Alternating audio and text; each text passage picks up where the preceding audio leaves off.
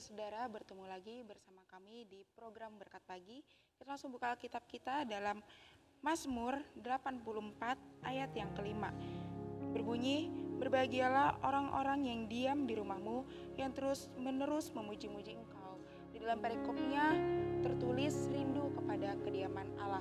Mendengarkan puji-pujian bagi orang percaya itu sangat penting. Bukan hanya dalam ibadah formal saja kita harus memuji Tuhan, tetapi melainkan bukan hanya dalam ibadah formal saja kita harus memuji-muji Tuhan, melainkan juga di dalam kehidupan kita sehari-hari.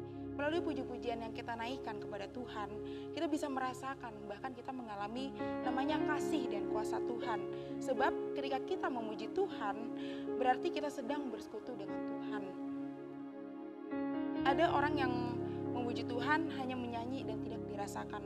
Itu rasanya panas sekali. Ketika kita memuji Tuhan, dinikmati dan dirasakan di hadirat Tuhan, kuasa Tuhan, kita pasti merasakan kedamaian dalam suatu pujian tersebut.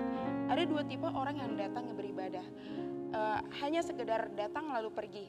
Yang penting saya datang ibadah, yang penting saya nyanyi kok, yang penting saya memuji Tuhan kok.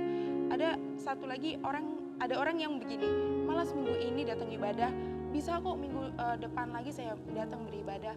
Bukan gitu motivasinya Tuhan. Lalu apa yang terjadi ketika kita memuji Tuhan? Mari kita belajar dari Paulus dan Silas. Dalam kondisi tanpa harapan, di dalam Kisah Rasul 16 ayat 25, kira-kira tengah malam, Paulus dan Silas berdoa dan memuji-muji dan menyanyi dan puji-pujian kepada Allah, dan orang-orang berada dalam penjara. Puji-pujian kepada Allah dan orang-orang hukuman lain mendengar mereka. Mereka memuji-muji Tuhan dengan penuh semangat, dengan suara yang keras, sehingga orang-orang lain yang berada dalam penjara turut mendengar dan turut mendengarnya. Paulus dan Silas benar-benar mengerti bahwa ada kuasa dalam puji-pujian, dan benar jadi kuasa Tuhan turun atas mereka, dan terjadilah gempa yang dahsyat dan yang mengakibatkan sendi-sendi penjara dan terbelenggu terlepas. Penjara dan belenggu berbicara tentang masalah dan penderitaan yang kita alami. Semua akan terlepas ketika kita bersyukur dan memuji Tuhan. Seberat apapun masalah kita, seberat apapun penderitaan kita, jangan pernah berhenti memuji-muji Tuhan. Ada kuasa di dalamnya. Di dalam ayat yang ke-6 dikatakan, berbahagialah manusia yang kekuatannya di dalam engkau, yang berhasrat mengadakan ziarah. Ziarah adalah hal yang rutin dilakukan oleh orang Israel pada waktu itu dalam waktu-waktu tertentu. Mereka akan pergi ke Bait Allah, mereka akan pergi ke Sion, melakukan ziarah dan perjalanan rohani. Arti yang pertama daripada ayat ini adalah orang yang mencari Tuhan, orang yang melakukan ziarah. Dikatakan orang yang berbahagia, kenapa? Karena yang kita tahu mencari Tuhan tidak akan pernah sia-sia. Sebuah kerinduan untuk selalu berada di dalam hadirat Tuhan tidak akan pernah sia-sia. Justru orang yang seperti ini akan mendapatkan kekuatan yang selalu baru. Kenapa? Karena kekuatannya tidak didasarkan lagi kepada dirinya sendiri lagi. Karena kekuatannya ada di dalam Tuhan, karena firman Tuhan berkata bahwa manusia kekuatannya di dalam engkau atau di dalam Tuhan. Apakah Anda semuanya terus melakukan disiplin rohani, mencari Tuhan setiap waktu, berdoa, bersekutu setiap hari, membaca firman Tuhan, mengikuti program seperti ini adalah salah satu bagian untuk kita melakukan ziarah di dalam hadirat Tuhan setiap hari. Karena disitulah terletak kekuatan kita yang sesungguhnya untuk menjalani kehidupan ini. Lalu kemudian bagian yang ke-7 dikatakan, apabila melintasi lembah Baka, mereka membuatnya menjadi tempat yang bermata air. Bahkan hujan pada musim yang menyelubungi dengan berkat. Apabila melintasi lembah Baka, membuatnya menjadi tempat yang bermata air. Ternyata perjalanan yang menuju Sion itu ada jalan tertentu yang mana mereka harus melewatinya. Satu daerah yang cukup curam itu. Ini berbicara soal sebuah tantangan hidup, dan ini berbicara soal penderitaan.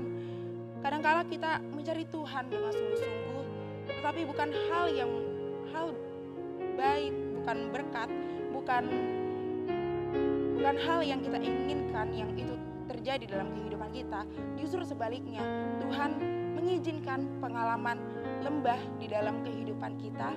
Tapi ada satu janji yang perlu kita ingat baik-baik. Di sini dikatakan, apabila engkau melintasi lembah Baka, di ayat yang ke-7, kata melintasi digaris bawahi.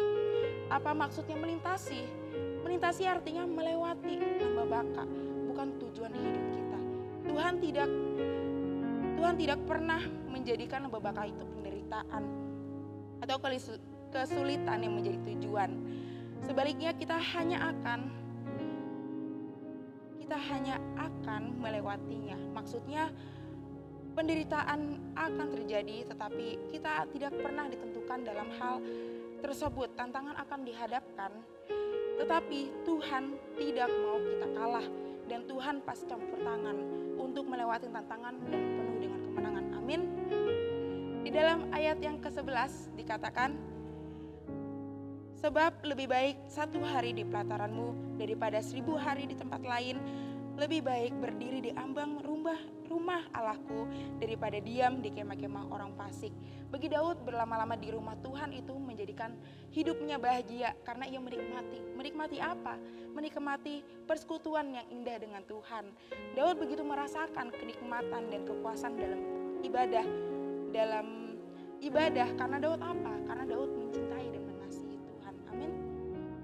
Di penghujung zaman di mana kedatangan Tuhan sudah semakin dekat, apakah kita terus mencari dan mengejar hadirat Tuhan, mengejar kenikmatan dan kepuasan dalam persekutuan dengan Tuhan?